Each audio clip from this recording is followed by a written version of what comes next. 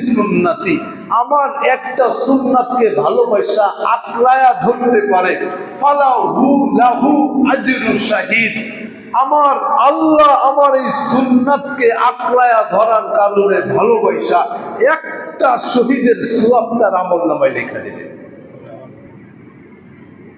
একটা কার সওয়াব বলেন? কার? শহীদ জীবনে দেখছেন? হ্যাঁ, শহীদ জীবনে দেখছেন?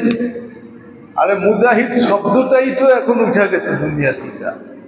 জিহাদ শব্দ বললেই তো তার গ্রেফতার হইতো এক সময়, ঠিক না?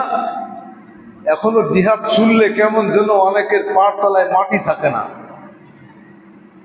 পার তলায় কি থাকে না? মাটি থাকে না।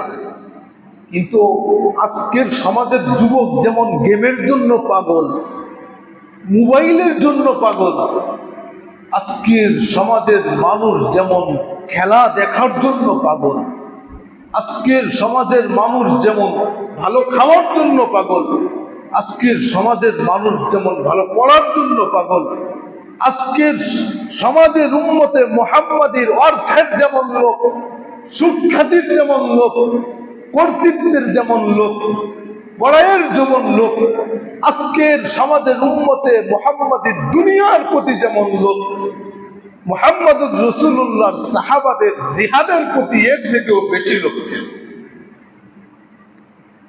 একজন মা তার সন্তানকে জন্ম দিতেই এইটা বলে যে আল্লাহ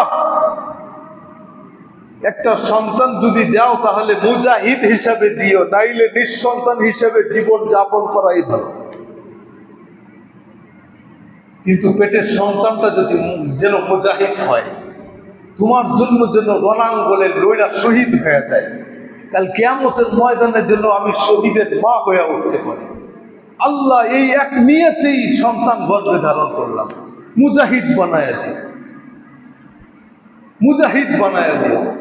কেননা মুজাহিদরা মাঠে লড়ে তো আল্লাহর জন্য, ঠিক না? আল্লাহর পক্ষে আর বেঈমানের বিপক্ষে।